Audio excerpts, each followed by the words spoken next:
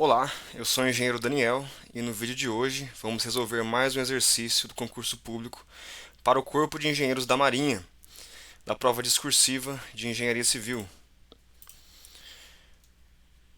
Vamos fazer a segunda questão da prova de 2012.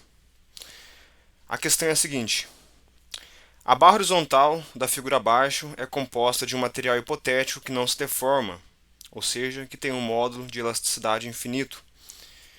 O fio passa sem atrito pelas polias e tem produto de rigidez de valor EA igual a 10 na quarta kN. Desprezando o peso próprio do sistema, calcule: letra A, a força que age no fio; letra B, o alongamento do fio; letra C, o deslocamento vertical do ponto de aplicação da carga. Vamos lá, foi apresentado aqui para a gente o esquema estático dessa estrutura. Temos aqui uma viga, então, que foi dita rígida. Nessa viga nós temos um cabo, um único cabo conectando os pontos B, E, F e C. Certo? Temos aqui as dimensões. Foi fornecido também, o exercício nos deu a equaçãozinha da deformação axial. Tranquilo? É bacana a gente compreender bem o que esse esquema estático representa, certo? O esquema estático nada mais é do que um modelo matemático idealizado, né, que tenta representar o comportamento de uma estrutura real. Coloquei aqui embaixo um esquema em perspectiva ilustrando uma possível situação real que esse esquema estático estaria tentando representar, para ficar mais fácil de entender o problema. Vamos lá então. A ideia central consiste, né, em estabelecer o equilíbrio dessa estrutura para que a gente consiga encontrar reações e esforços. Na letra A, o que ele pede para a gente é a força que age no fio. Então, justamente, o que ele pede na letra A é qual o esforço interno que está ocorrendo ao longo desse fio BEFC. Primeiro ponto importante que devemos observar é um fio, né? Ou seja, um cabo, ou seja, um tirante. A gente sabe que um tirante é um elemento que ele não tem rigidez à flexão, ou seja, o único esforço interno que esse elemento, o nosso tirante, ele é capaz de transmitir é o esforço interno o esforço normal de tração. Ou seja, se eu traçar uma seção em algum ponto desse meu elemento, vai aparecer internamente apenas um esforço normal de tração, é o que ele é capaz de resistir. Além disso, foi dito que essas polias, elas rotacionam sem atrito, ou seja, em qualquer seção transversal que eu pegar, o esforço que vai aparecer de tração dentro do meu elemento vai ser o mesmo. Mesmo que essa corda, né, esteja mudando de direção, como ela rotaciona aqui sem atrito, é como se fosse uma corda tracionada pelas extremidades. Então, em qualquer seção que eu traçar, qualquer seção transversal que eu traçar, vai aparecer aqui uma única incógnita, que é o esforço normal saindo da seção, representando a minha tração, né, aqui do lado esquerdo. Ou seja, a corda conectada no ponto B, o que ela causa no meu ponto B seria um único esforço normal de tração, que eu vou chamar de N, o esforço normal nessa corda. A mesma coisa, né? No ponto C também temos apenas um esforço normal. Tranquilo? Enxergado isso, a gente já consegue fazer aqui o diagrama de corpo livre da barra ABC, né? ABCD, no caso.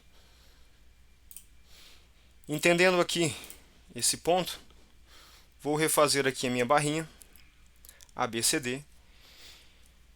No ponto A, pelo esquema estático, então foi dito que é um apoio rotulado fixo, um apoio de segundo gênero, um apoio que ele tem a capacidade de restringir deslocamentos verticais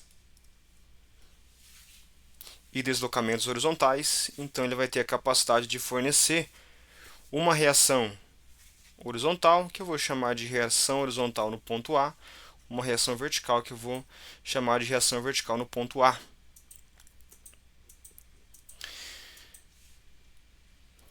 No ponto B, então, a única força que nós temos atuando é o esforço normal no cabo. No ponto C, nós temos a mesma coisa, apenas um esforço normal. Relembrando, como o cabo é o mesmo, o esforço normal que atua ao longo dele também é o mesmo. Vou chamar de N e N. No ponto D, nós temos a ação externa. Também foi fornecido o valor de 24 kN. Então esse é o nosso problema. Entendido essa questão, o nosso problema se resumiu no cálculo do equilíbrio de uma viga, no qual nós conhecemos aqui já todas as forças que estão atuando e temos também as respectivas distâncias.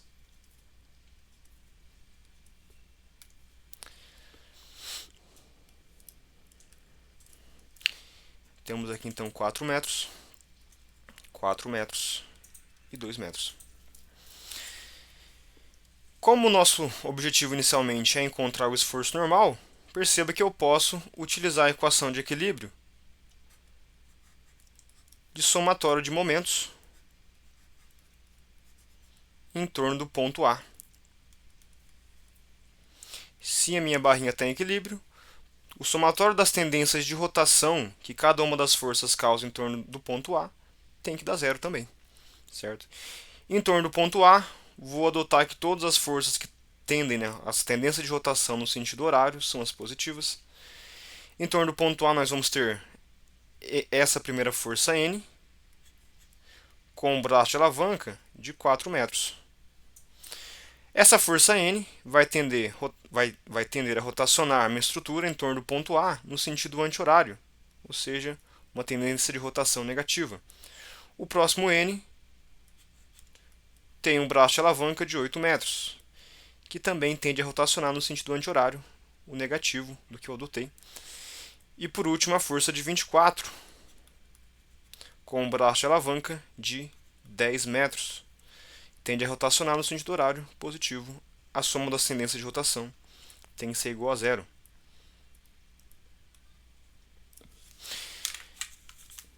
Resolvendo a equação de equilíbrio,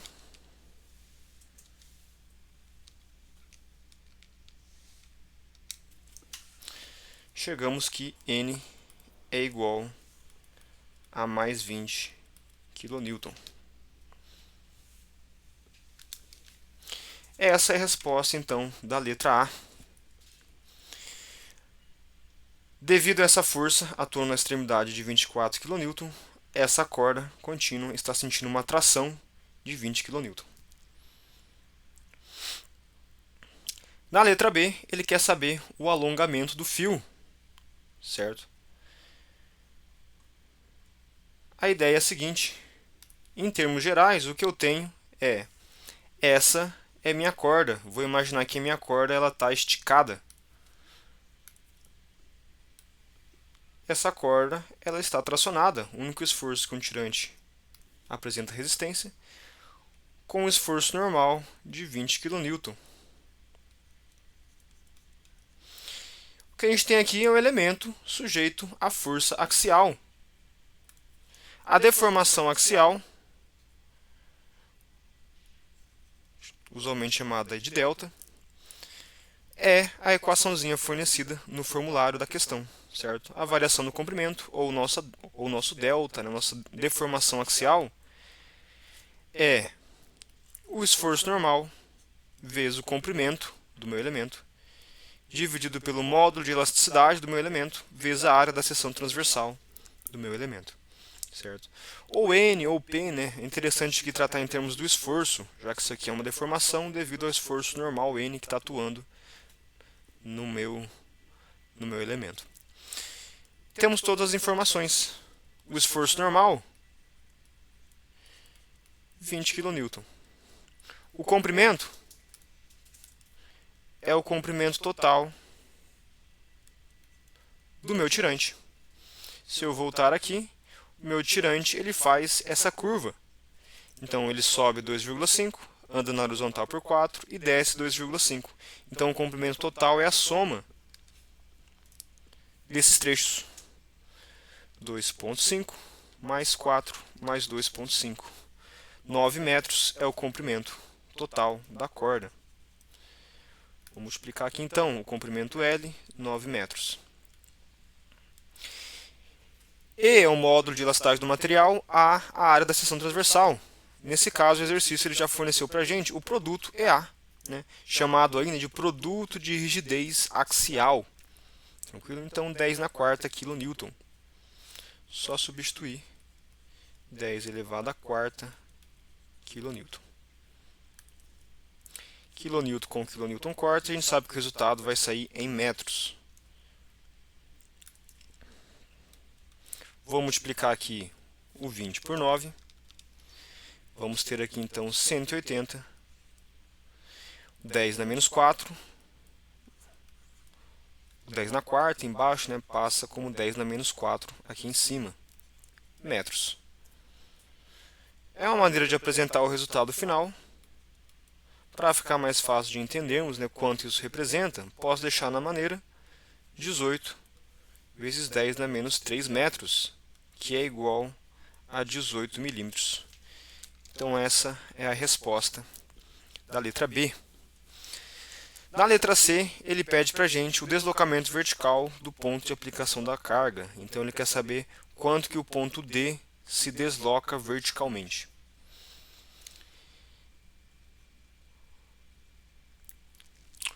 Na prática, o que aconteceria quando eu aplicasse essa força de 24 kN na extremidade? Quais esforços apareceriam nos meus elementos? Já vimos que o meu tirante está sujeito apenas ao esforço normal. E a minha viga, ABCD? Certo? Ela realmente se comportaria como uma viga. Certo? Com o esforço cortante e momento fetor aparecendo ao longo dela. Devido ao momento fetor, essa viga ela sofreria uma curvatura. Certo? Então, ao mesmo tempo que o meu tirante ele se alonga, a minha viga ela sofreria uma curvatura. Entretanto, nesse exercício, foi dito que a nossa viga, a nossa barra horizontal, ela não se deforma. Certo? Então, ela é feita de um material muito, muito rígido, ou seja, ela não vai se curvar, mesmo que aparece, né, mesmo que vai aparecer esforço de momento vetor, ela não vai se deformar. Ou seja, o ponto D ele vai se deslocar única e exclusivamente devido ao alongamento do meu tirante. Para a gente conseguir visualizar como vai se dar esse deslocamento, é interessante desenharmos a configuração deformada, esboçar a configuração deformada dessa estrutura.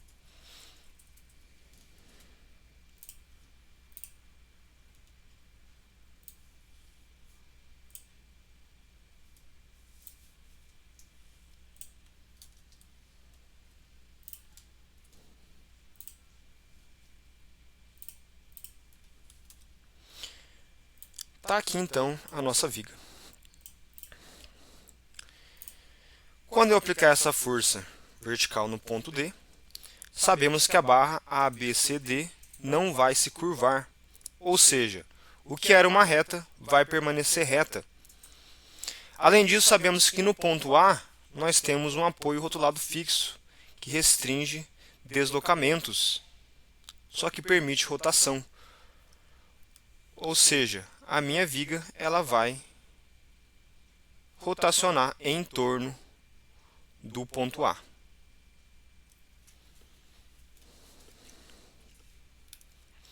O ponto B vai vir parar em algum lugar, que eu vou chamar de B'. O ponto C vai vir parar em algum lugar, que eu vou chamar de C'. O ponto D em algum lugar, que eu vou chamar de D'.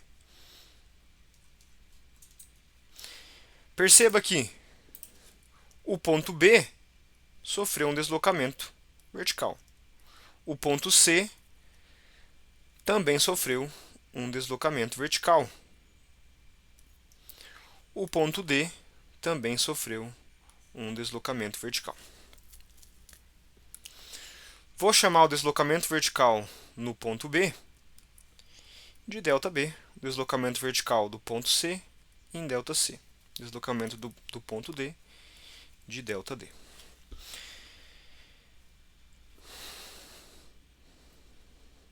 Perceba que eu tenho triângulos formados por essa configuração deformada. É bacana a gente comentar o seguinte: na prática não seriam, de fato aqui triângulos retângulos.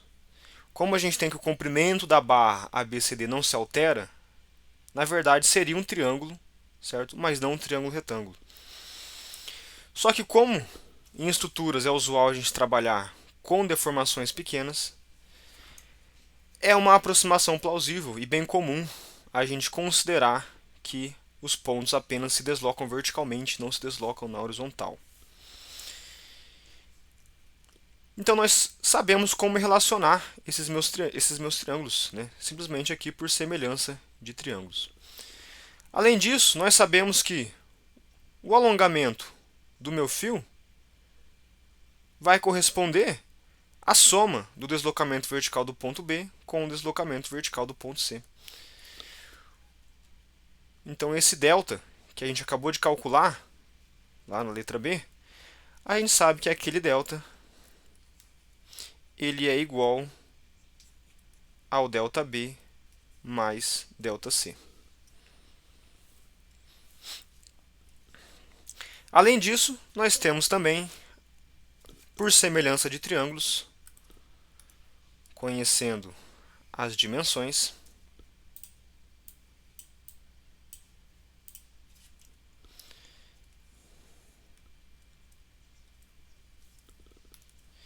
então 4 metros e 2 metros.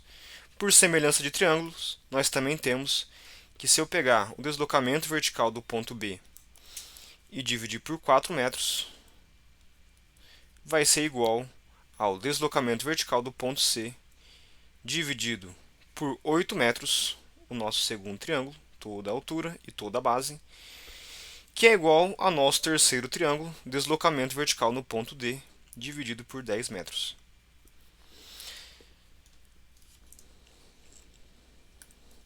Se eu unir essa primeira equação, conhecendo que a soma é esse valor, que nós já calculamos, de 18 milímetros, é possível encontrarmos quanto exatamente vale ΔB e quanto exatamente vale ΔC.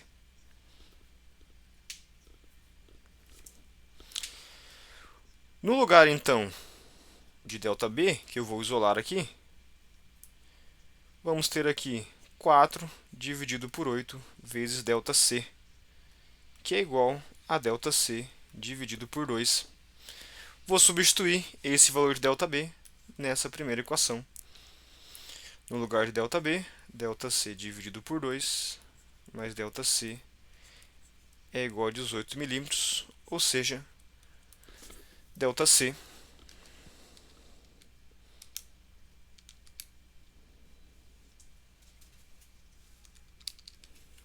ΔC vai ser igual a 12 milímetros. Retornando na equação de cima, substituindo o valor de ΔC, temos que ΔB é igual a 6 milímetros. Posso voltar agora e substituir para encontrar finalmente meu ΔD em qualquer uma dessas duas. Vou pegar, relacionar o meu ΔD com o meu ΔC.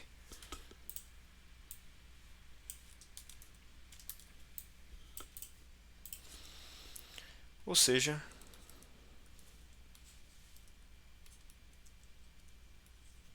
ΔD vai ser igual a 10 vezes o meu ΔC dividido por 8.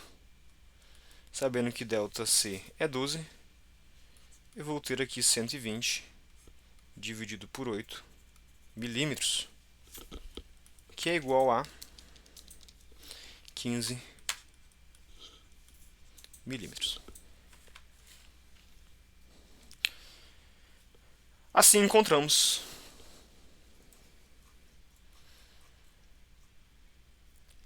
a força que atua no fio, o alongamento do meu fio, devido a esse esforço normal, e por semelhança de triângulos, qual o deslocamento vertical do ponto de aplicação da carga. Vamos além.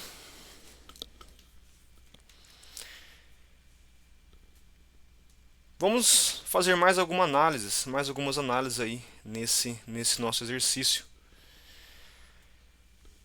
Se essa minha viga ABCD for romper devido ao esforço de momento efetor, qual é o provável ponto de ruptura dessa minha viga? Em outras palavras, qual seria o ponto de maior momento efetor dessa minha viga ABCD nessa minha configuração? Ou seja, vamos aproveitar que já chegamos até esse ponto e vamos terminar de resolver o nosso esquema estático. Está aqui o nosso esquema estático. Já encontramos os valores dos esforços normais. Então encontramos que o nosso cabo está sentindo um esforço normal de 20 kN. Dessa maneira, podemos utilizar as equações de equilíbrio restantes para encontrar também as nossas reações de apoio. Se eu fizer somatório de forças na direção x é igual a zero, adotando positivo para algum sentido, minha conclusão vai ser a reação horizontal do ponto A é igual a zero. Se eu utilizar a última equação de equilíbrio que nós temos, somatório de forças na direção y é igual a zero, vou adotar positivo para cima, nós vamos ter RVA positivo, menos 20 kN, menos 20 kN. Desculpa, aqui é mais, está para cima, né? Considerando positivo, menos 24 kN é igual a zero. E isolando, nós vamos chegar na conclusão que RVA é igual a menos 16 kN. Ou seja, esse sinal de menos que apareceu ao resolver a equação nos indica que, na verdade, a reação horizontal, a reação vertical no ponto A, deve estar atuando para baixo, para que a minha estrutura fique em equilíbrio. Vou copiar.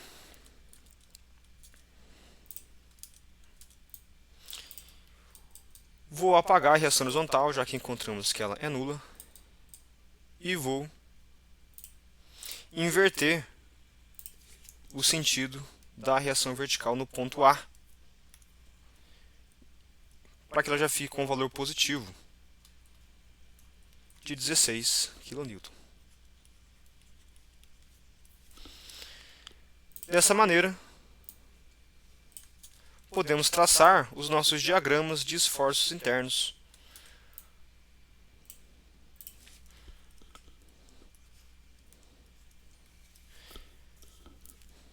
Sabemos que essa viga não está sujeita nem à tração e nem à compressão, já que não temos forças horizontais. Então, nosso diagrama de esforço normal vai ser nulo. Não temos nem tração e nem compressão em nenhum trecho. Diagrama de esforço cortante. Vou utilizar aqui então um método direto para o traçado. Não é o objetivo desse vídeo, né? Ensinar o traçado. No ponto A nós temos uma força de 16 para baixo, uma força concentrada, gerando uma descontinuidade no valor de 16. Do ponto A até o ponto B, não temos nenhuma outra força transversal que vai alterar o esforço cortante. Então, ao longo do trecho AB, a tendência é de deslizar uma seção em relação a outra de menos 16 kN. No ponto B, encontramos uma força de 20 para cima. Ou seja, vamos dar um salto, uma descontinuidade de 20. Parando aqui em 4 positivo. Do ponto B até o ponto C, nenhuma força se altera. No ponto B, outra descontinuidade, nós vamos subir mais 20. Constante até o ponto C, certo? No trecho BC, então, nós ficamos com um cortante de 4 positivo. No trecho CD, nós ficamos com um cortante de 24 positivo. No ponto D, encontramos uma força para baixo de 24, que fechou em 0. Sempre vai iniciar em 0 e fechar em 0, quer dizer que a nossa viga está em equilíbrio. Esse é o diagrama de esforço cortante.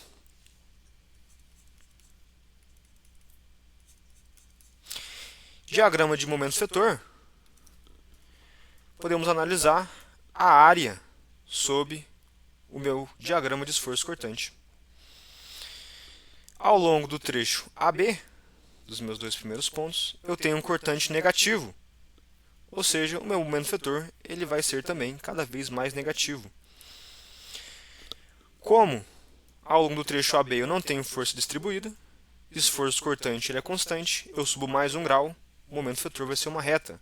O momento vetor a gente costuma representar na engenharia civil como negativo para cima. A variação do momento vetor é a área sob o diagrama de esforço cortante. Então, a área desse meu primeiro retângulo, a área aqui, vai ser de menos 16 vezes a largura de 4. Vamos ter uma área de menos 64. Essa é a variação do momento vetor do ponto A até o ponto B, menos 64.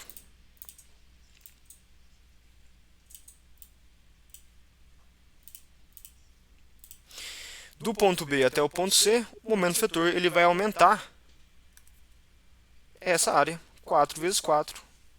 A nossa área vale mais 16. Vamos parar então. De menos 64 vamos aumentar 16. Vamos parar em menos 48.